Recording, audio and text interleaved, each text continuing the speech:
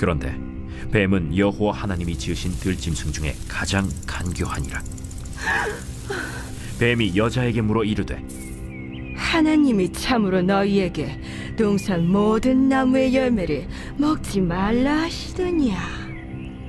동산 나무의 열매를 우리가 먹을 수 있으나 동산 중앙에 있는 나무의 열매는 하나님의 말씀에 너희는 먹지도 말고 만지지도 말라 너희가 죽을까 하노라 하셨느니라.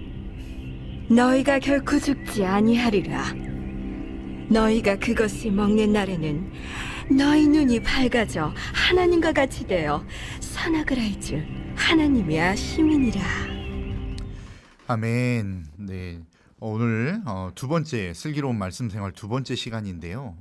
저희가 이제 네 번에 걸쳐서 복음에 관해서 함께 좀 살펴보는 시간을 갖고 있습니다. 그래서 첫 번째 시간에는 창조주 하나님에 대해서 우리가 한번 살펴봤죠. 그래서 하나님이 창조주 되신다라고 하는 것은 하나님이 창조하셨을 뿐만 아니라 이 온 우주 만물의 모든 것들을 하나님이 통치하시고 주관하신다라고 하는 것을 의미한다라고 말씀드렸습니다.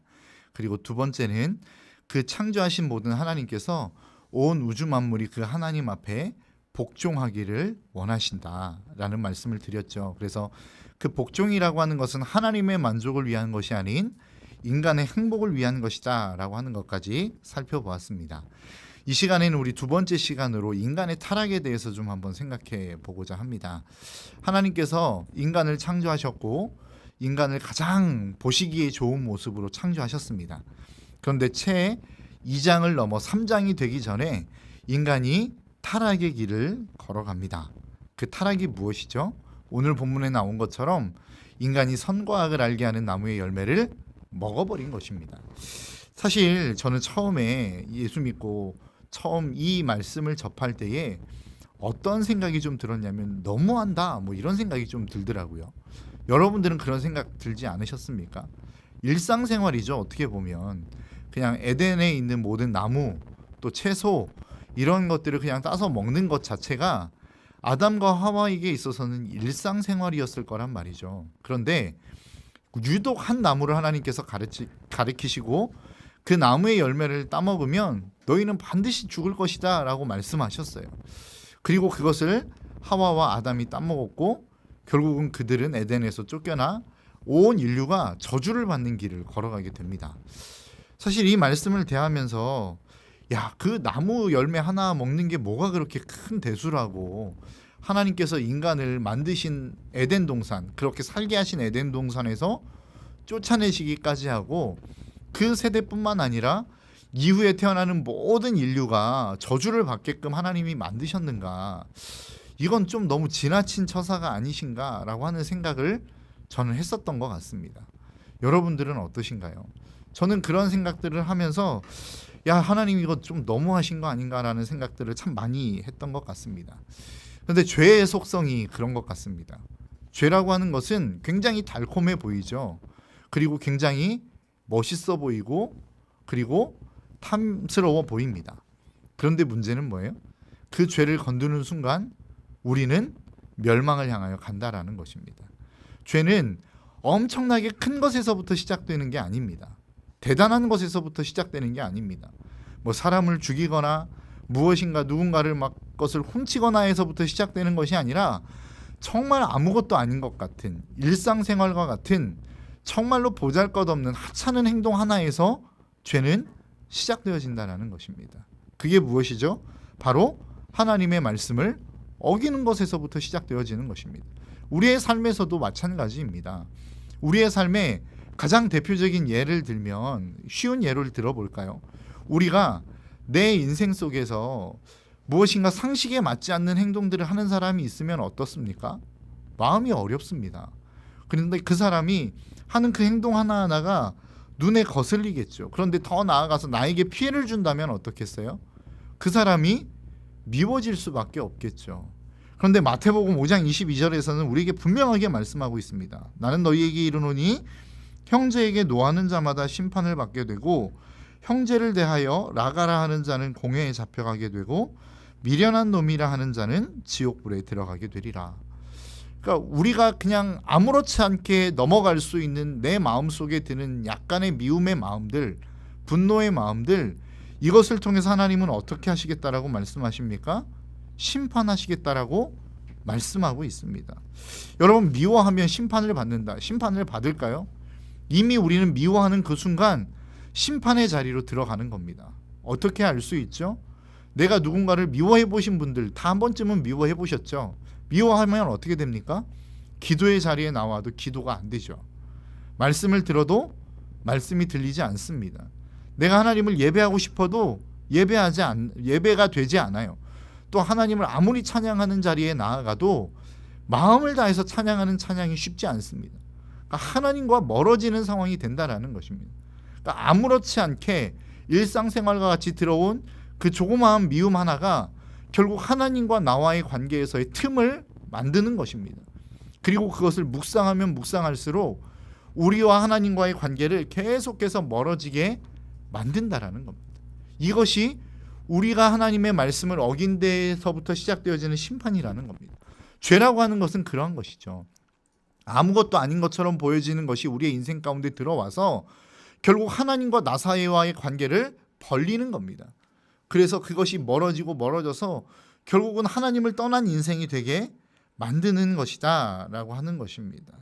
이처럼 선과 악을 알게 하는 나무의 열매를 따먹는 것으로 인간의 타락이 시작한 것처럼 우리의 일상생활에서도 아무것도 아닌 것과 같은 것, 그 하나의 행동, 그 하나의 마음이 결국은 우리의 삶을 하나님에게로부터 멀어지게 만든다라고 하는 사실을 우리가 꼭 잊지 않으셨으면 좋겠습니다. 그것이 결국은 우리의 삶을 무너뜨리는 것이고 우리의 삶을 피폐하게 만드는 원인이 되어진다라고 하는 것입니다.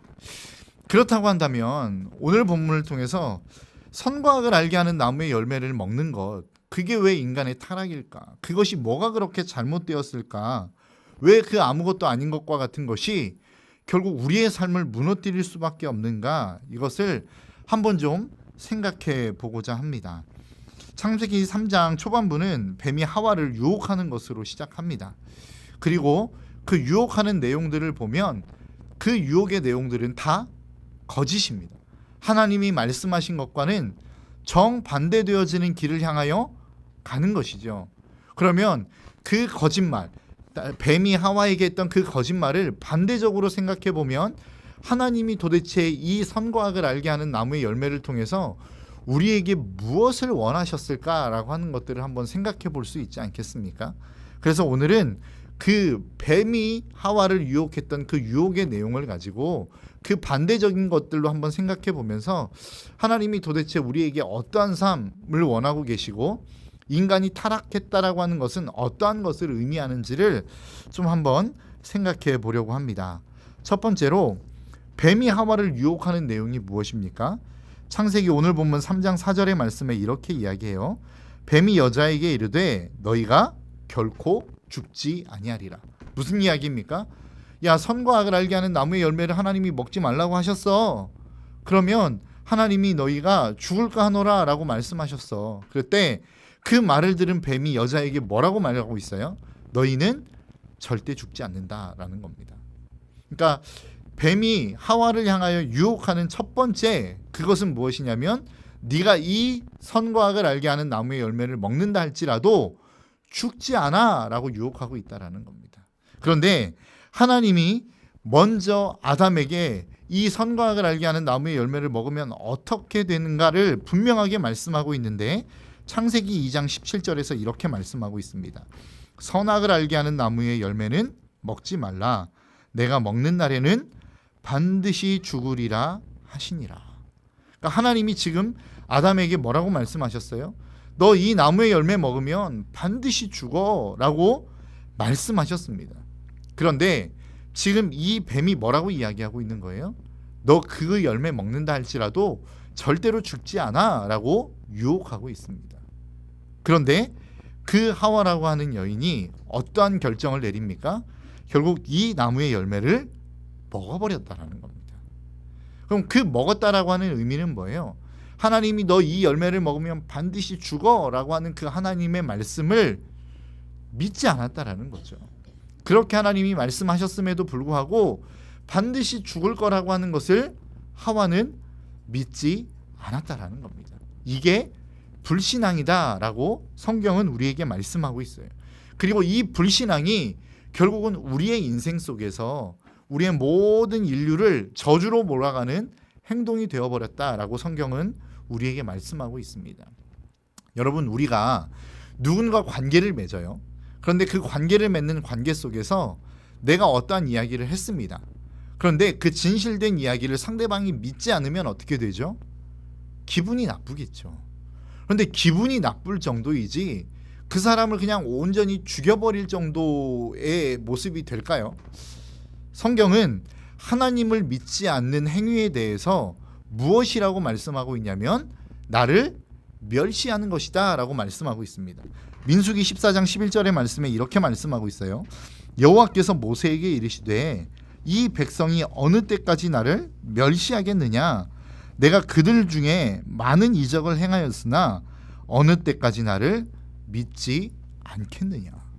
그러니까 하나님께서 이스라엘 백성들을 향하여 이야기하시는 내용입니다. 모세를 통해서 이스라엘 백성들을 향하여 말씀하시는 내용이에요. 하나님이 그토록 수많은 기적과 이적을 베풀어 주셨음에도 불구하고 이스라엘 백성들이 가나안 땅을 정탐하고 돌아와서 내가 너희들에게 이 땅을 줄 거야 라고 하시는 하나님의 약속의 말씀을 믿지 않고 그 땅의 수많은 거민들, 엄청난 장대한 장수들을 보고 야, 우리는 그 땅에 들어갈 수 없어, 다 죽게 될 거야 라고 하는 10명 정탐꾼의 보고를 받아들입니다. 그리고 우리는 그 땅을 들어가지 않을 거야 라고 하는 결정을 가지고 모세와 그 모든 보고하는 2명 여호수아와 갈렙을 원망하게 되죠. 그때 하나님이 모세를 통하여 하시는 말씀입니다. 야, 너희들이 언제까지 나를 멸시할래? 그것과 동일한 말씀이 무엇이냐면 민수기 14장 11절 후반부에 어느 때까지 나를 믿지 않겠느냐. 그러니까 하나님은 하나님의 말씀을 믿지 않는 그 믿지 않음의 행위를 뭐라고 표현하고 있냐면, 뭐라고 받아들이시냐면 나를 멸시하는 행위다라고 받아들이고 있다라는 거예요. 나를 믿지 않는 것 정도는 어느 정도 그냥 넘어갈 수 있을 것 같아요. 그런데 누군가가 나를 멸시해요. 모멸해요. 굉장히 깔봐요. 그러면 여러분 어떻게 되죠? 그 사람을 다시는 쳐다도 보고 싶지 않겠죠. 하나님은 우리가 하나님의 말씀을 믿지 않는다라고 하는 그 행위를 그렇게 받아들이신다라는 거예요. 아담에게, 그리고 아담은 하와에게 분명히 이야기했을 거죠. 야, 너 이 나무의 열매는 절대 먹으면 안 돼. 선과 악을 알게 하는 나무의 열매는 절대 먹으면 안 돼. 왜냐하면 우리가 그 열매를 먹으면 반드시 죽는다고 하나님이 우리에게 말씀하셨어 라고 이야기했을 거란 말이죠. 그런데 하와는 그 하나님의 명령을 믿지 않았어요. 다른 말로 이야기하면 하나님의 입장에서 봤을 때는 하나님을 멸시하는 것으로 느꼈다라고 하는 겁니다. 여러분, 우리가 하나님의 말씀을 듣지 않는 것, 야, 우리가 연약해서 못 믿을 수도 있지라고 생각할 수 있을지 모르겠지만 하나님의 입장에서는 어떻다는 거예요? 그것을 하나님을 멸시하는 것으로 느낄 수 있다라는 겁니다. 여러분, 우리가 인생을 살아가다 보면 수많은 두려움의 조건들이 있습니다. 환경의 어려움 때문에 두려워할 수도 있고, 자녀들이 어긋나는 길을 향하여 가기 때문에 두려움이 느껴질 수도 있습니다. 때로는 엄청난 권위자가 나를 위협함으로 말미암아 우리의 인생 가운데 두려움을 느낄 수도 있습니다. 그 수많은 두려움들이 있음에도 불구하고 우리는 그 두려움들을 이겨내고 하나의 결정을 합니다. 그 결정을 하는 이유는 뭐예요? 그 수많은 두려움보다 이 결정을 한 그 두려움이 더 크기 때문에 우리는 어떤 결정을 내리는 겁니다. 예를 들어 볼까요? 나는 놀고 싶기도 해요. 그래서 그 노는 삶을 향하여 그 노는 것들을 포기하는 것으로부터 오는 두려움도 있고 어려움도 있고 아픔도 있어요. 그런데 시험 기간이란 말이죠. 그러면 그 시험 기간 때문에 내가 행해야 되는 어떠한 일들도 있단 말입니다. 그런데 내가 시험 기간 가운데 시험을 선택하는 이유는 뭐예요? 내가 노는 것 때문에 겪을 두려움보다 시험을 망침으로 말미암아 얻어질 결과에 대한 두려움이 더 크기 때문에 공부를 하는 거죠. 더 쉬운 예로 여러분, 우리가 예배의 이야기를 좀 한번 드려볼까요? 생각해 볼까요? 내가 예배의 자리로 나아가야 돼요. 그런데 내 남편이 그 예배의 자리에 오는 것을 가로막는단 말이죠. 너 예배 나가지 마. 당신 예배 나가지 마. 예배 나가면 내가 가만 안 둘 거야. 그래도 그 이야기 때문에 예배를 나오지 않는 사람도 있고 그 예배를 애써 뒤로 하고 예배의 자리로 나오는 사람이 있단 말입니다. 그러면 이 두 가지의 결정의 차이는 뭘까요? 남편이 더 두려우면 예배의 자리를 안 나오겠죠. 반면에 하나님이 더 두려우면 예배의 자리를 지키며 나온단 말입니다. 이 우리의 결정에 있어서 수많은 두려움들이 결국 있지만 하나의 결정을 내리는 이유는 내가 결정함으로 말미암아 얻어지는 결과의 두려움이 훨씬 더 크기 때문에 이 두려움을 극복하기 위해서 우리는 그 결정을 내리는 것입니다. 이와 마찬가지로 우리가 하나님의 말씀을 받아들인다라고 하는 것은 뭐예요? 내가 이 세상에 수많은 두려움들이 있고 내가 이것들을 결정함으로 말미암아 얻어질 불이익에 대한 두려움도 있지만 내가 하나님을 선택했다라고 하는 이유는 뭐예요? 내가 그 어떤 것보다도 하나님을 더 두려워한다. 다른 말로 이야기하면 그 하나님을 더 인정하는 삶을 살아간다라고 하는 것을 의미한다라는 겁니다. 그래서 내가 하나님의 말씀을 받아들이고 그 하나님의 말씀을 온전하게 지킨다라고 하는 것은 다른 말로 이야기하면 내가 하나님을 그 어느 누구보다 어느 무엇보다 더 인정한다라고 하는 의미가 되는 것이고 그 어느 누구와 어느 무엇보다도 하나님을 더 두려워하는 존재로 인정한다라고 하는 것을 의미하는 것입니다. 우리가 하나님의 말씀을 지키며 나아간다라고 하는 것은 단순하게 그 말씀을 지키냐 지키지 않느냐의 의미가 아니라 내가 하나님을 어떤 분으로 대우하고 있느냐를 결정하는 부분이기 때문에 하나님은 그곳에 정말로 큰 의미를 두고 우리에게 말씀하고 있다라고 하는 것입니다. 그래서 타락의 시작은 뭐예요? 내가 하나님을 하나님답게 인정하지 않는 것에서부터 시작하는 겁니다. 하나님을 두려워하지 않고 세상을 더 두려워하는 것에서부터 인간의 타락은 시작하는 것이죠. 우리가 타락했다라고 하는 것은 하나님보다 더 두려워하는 무엇, 하나님보다 더 인정하는 무엇이 생겼다라고 하는 것을 의미한다라는 것입니다. 여러분들의 인생 속에 내가 하나님의 말씀을 인정하지 않고 지키지 못하는 영역이 있습니까? 그렇다고 한다면 그것은 단순하게 그냥 그 말씀을 지키지 않는 것이 아니라 그것보다 하나님보다 더 두려워하는 무엇이 있다라고 하는 것을 의미합니다. 하나님보다 더 인정하는 무엇이 있다라고 하는 것을 인정하는 것입니다. 하나님의 말씀을 지키지 않는다라고 하는 것은 그러한 의미가 있다라는 것이죠. 하나님은 여러분들이 하나님의 말씀을 지키지 않을 때에 그 말씀을 믿지 않을 때에 하나님을 멸시한다라고 생각합니다. 다른 그 무엇 피조물에게 하나님은 밀리셨다라고 생각합니다. 그렇기 때문에 하나님은 하나님의 말씀에 순종하지 않는 우리의 삶에 하나님은 진노하는 것이요 그 말씀 앞에 분노하는 것입니다. 저와 여러분들의 인생 가운데 하나님이 주시는 그 말씀 앞에 순종하며 나아갈 수 있는 저와 여러분들의 삶이 될 수 있기를 주님의 이름으로 축복합니다. 그 하나님의 말씀을 인정하고 그 하나님을 받아들이고 또 하나님을 하나님답게 그 어떤 누구보다도 그 어떤 무엇보다도 더 인정하며 나아갈 수 있는 저와 여러분, 그래서 하나님의 말씀을 지킴으로 말미암아 하나님께 영광 올려드리는 저와 여러분들의 삶이 될 수 있기를 주님의 이름으로 축복합니다. 두 번째, 뱀이 하와를 유혹하는 유혹의 내용입니다. 창세기 3장 5절의 말씀이죠. 너희가 그것을 먹는 날에는 너희 눈이 밝아져 하나님과 같이 되어 선악을 알 줄 하나님이 아심이라. 지금 뱀이 하와를 유혹하고 있는 두 번째의 내용이 무엇입니까? 너 이 나무의 열매를 먹으면 너 하나님과 같이 될 수 있어 라고 이야기합니다.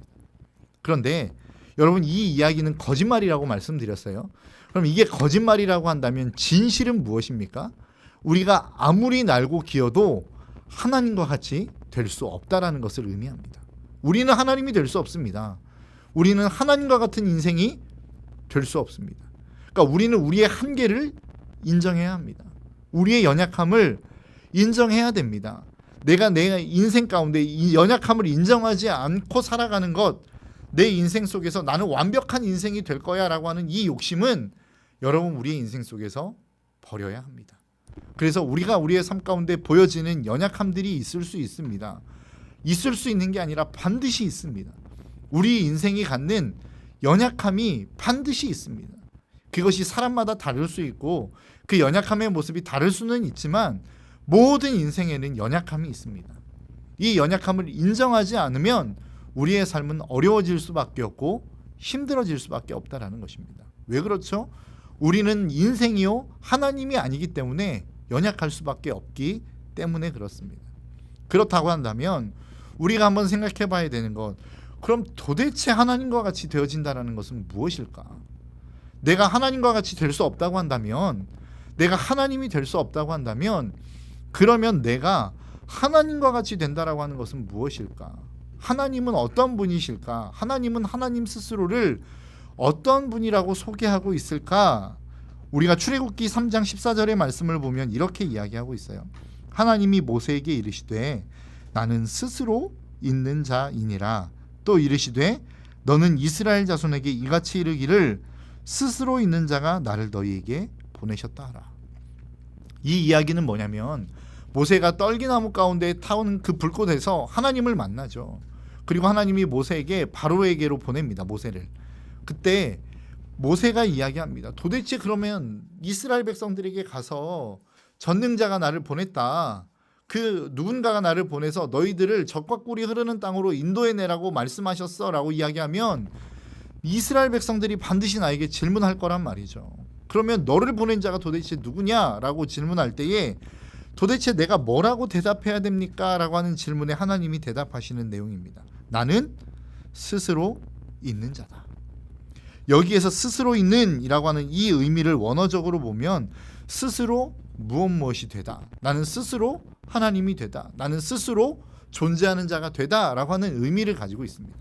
그러니까 하나님이 하나님 스스로를 뭐라고 소개하고 있냐면 나는 스스로 존재하는 자야 라고 이야기하고 있어요. 그 얘기는 무엇입니까? 태초부터 그 하나님은 원래 스스로 계셨고 어떤 누군가의 도움 없이도 스스로 존재할 수 있는 하나님이시다라고 하는 것을 의미하고 있어요. 그러면 우리가 하나님이 될 수 없다라고 하는 것은 무엇을 의미할까요? 나는 스스로 존재할 수 없는 자다라고 하는 의미입니다. 이것을 다른 말로 이야기하자면 우리는 하나님 없이는 살 수 없는 인생이다라고 하는 것을 우리에게 말씀하고 있다라고 하는 사실입니다. 우리는 이것을 인정해야 됩니다. 내가 하나님 없이도 살 수 있을 것처럼 살아가는 그 모습 자체가 하나님이 봤을 때는 타락이라는 것입니다. 죄라고 하는 것입니다. 제가 예수 믿고 가장 힘들었던 점 중에 하나가 무엇이냐면 저는 그렇게 막 큰 잘못을 저지르지 않았던 것 같아요. 하나님 앞에서 내가 뭐가 그렇게 큰 죄를 지었지? 내가 하나님 앞에서 그렇게 예수님을 십자가에 달려 죽게 할 만큼 큰 죄를 지었나? 라고 하는 의문점이 저에게는 끊임없이 들었어요. 근데 사실 예수님을 믿고 난 다음에 사실 이 의문점이 아무것도 아니라고 하는 사실, 너무나도 의미 없다라고 하는 사실을 깨닫게 되었지만 그 하나님을 만나기 전까지는 이 의문점이 저에게는 계속해서 남아 있었어요. 네, 여러분, 우리가 인생 속에서 정말로 가장 큰 타락, 큰 죄가 무엇일까요? 하나님과 함께 교제하게 만들어졌고 그 하나님을 의지하며 살아가게 만들어졌던 우리의 인생 속에서 나는 하나님 없이도 살 수 있어 라고 하며 살아가는 그 모습 자체가 인생에 있어서 가장 큰 타락이라는 사실을 우리가 잊지 않으시기를 주님의 이름으로 축복합니다. 그래서 로마서 1장에서 하나님이 타락한 인생을 향하여 말씀하실 때 뭐라고 말씀하십니까? 저들의 마음에 하나님 두기를 싫어하며.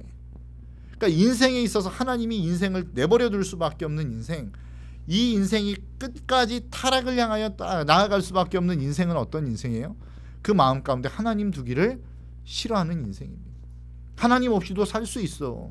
나는 지금 물질도 풍성하고 무엇보다도 내 자녀들도 잘 나가고 있고 인기도 있을 만큼 있어.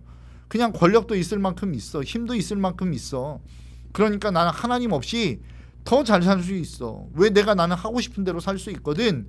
이라고 생각하는 분들이 있다고 한다면 그 자체가 우리의 인생 속의 타락이라고 하는 사실을 성경은 우리에게 계속해서 말씀하고 있다라고 하는 사실입니다.